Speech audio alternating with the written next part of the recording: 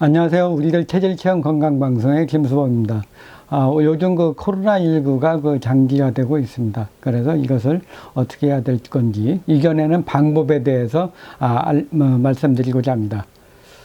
이제 그 완연한 봄이 되었죠. 그러나 코로나19는 이제 1년이 넘었지만 아직도 줄어들지 않고 있는 상황입니다. 전 세계적으로 약 사망자가 한 287만 명 정도 되고 있기 때문에 많은 사람들이 이제 그 생명의 위협을 느끼고 있습니다.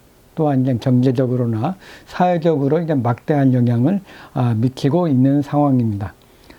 오랫동안 그 코로나19로 생활을 하다 보니까 이제 많이 적응이 되는 면도 있습니다. 적응이 될 수도 있고 세상이 변했다고도 볼 수가 있습니다. 많은 것이 이제 직접 대면해가지고 하지 않고 비대면으로 할 수 있는 것은 웬만하면 비대면으로 하는 경우가 진행된 것이 많아졌고요. 마스크가 뭐 거의 생활화되어가지고 이제 마스크를 쓰고 다니는 것이 이제 어색하지 않는 그런 사회가 되었습니다. 또 이제 생활을 하다 보면 사회적 거리두기도 하고 이제 일단 말을 할 때도 이제 어느 정도 거리를 두고 또 이제 어떤 모임을 할 때도 일정한 거리를 두고 하는 그런 것이 이제 생활화가 된 것 같습니다. 그리고 사회도 많이 변했죠. 이제 옛날에는 이제 뭐 12시까지, 한 새벽까지 뭐 술을 마시고 하는 그런 한국적인 그 밤문화가 있었는데 요즘에는 모든 것이 10시에서 다 끝나다 보니까 밤문화가 많이 사라진 그런 느낌입니다. 그래서 세상이 많이 변하는 그런 상황이라고 할 수가 있죠. 마른 사람이 이제 소망하던 이제 여러 종류의 백신들이 많이 나왔죠. 화이자 백신, 아스트라제네카 백신 등 여러 가지 백신이 나왔는데 아직 그 백신에 대한 효능에 대해서는 불신감이 좀 많이 있는 것 같습니다. 그래서 이제 그 편한 마음으로 이제 접종을 하려고 해도 이제 그 백신에 대한 그 아직 그 검증이 좀 덜 된 그런 면이 있죠. 최근 우리나라에 많이 들어와 있는 아스트라제니카 같은 경우에는 이제 외국에서 이제 혈전으로 인해 가지고 이제 생명을 잃는 그런 분들도 많이 있기 때문에 이 아스트라제니카의 백신이 왜 그 혈전이 생겼는지 확실한 기전이 밝혀지고 또 이제 거기에 대한 그 안전성이 검증이 돼야지 이제 많은 사람들이 안심하고 맞을 수 있을 것 같습니다. 아직 그 요새 최근에 이제 그 짧은 기간에 나온 백신이기 때문에 아직 이제 아직 이제 그 임상적인 그 결과가 아직 덜 나와서 그런 것 같습니다. 그렇다면 장기화되는 코로나19에 대해서 어떻게 해야 될 건가? 장기화된 코로나19에 대해서.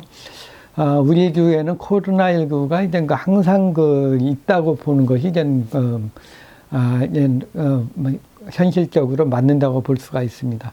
그래서 이제 사람을 만나더라도 사회적 거리두기를 하고 마스크를 꼭 착용하고 개인위생을 이제 철저히 하고 단체 모임 등을 자제함으로써 철저히 지켜야 될 것 같습니다.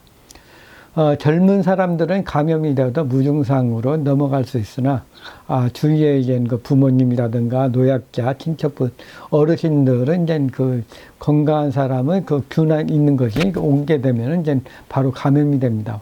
그래서 확진자가 되기 때문에 상당히 그 어르신들을 만날 때는 주의를 하셔야 됩니다.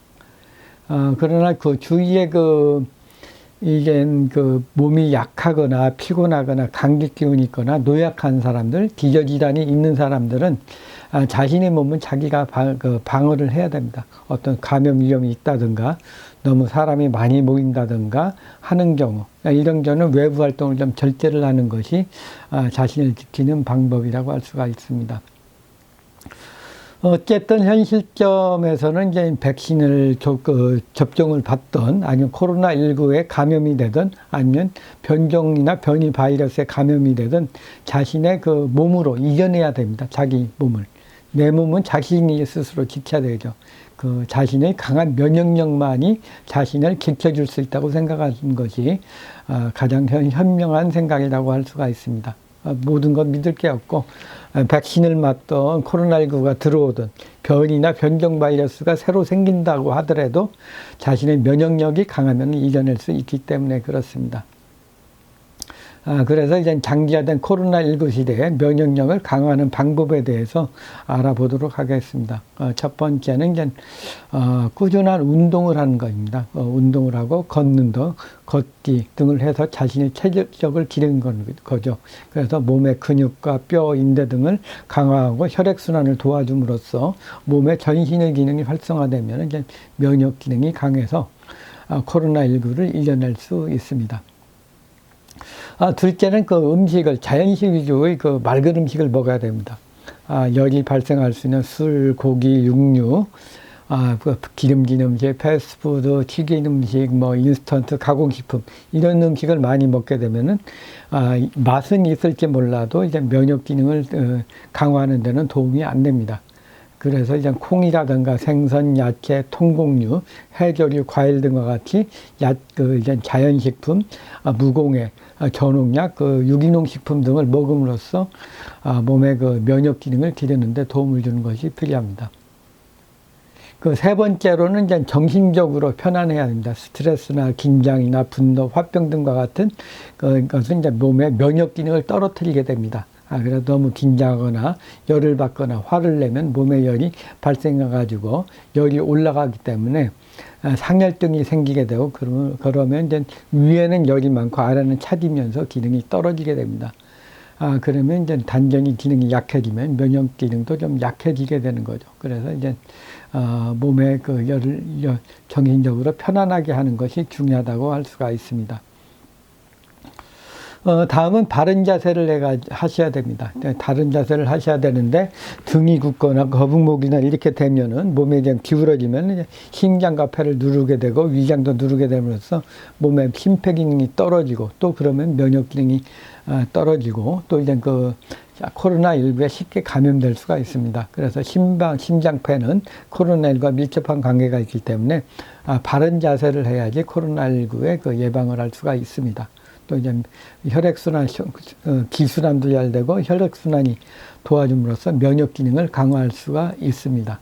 그래서 이제 바른 자세를 등이 좀 피고 생활하는 것이 중요하다고 할 수가 있습니다.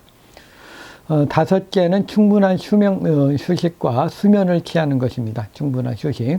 육체적으로 피곤하거나 과로하거나 잠을 못 잔다든가 하는 경우에는 면역력이 극도로 떨어지기 때문에 면역력을 강화하기 위한 방법으로서는 이제 충분한 수면과 휴식을 취하는 것이 필요합니다.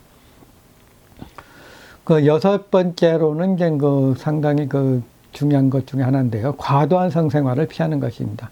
한의학에서는 이제 정액은 이제 정으로서 이제 선천적인 힘의 원천이며 면역력의 근본이 됩니다. 정력이 강하다는 것은 면역력이 강하다는 거죠.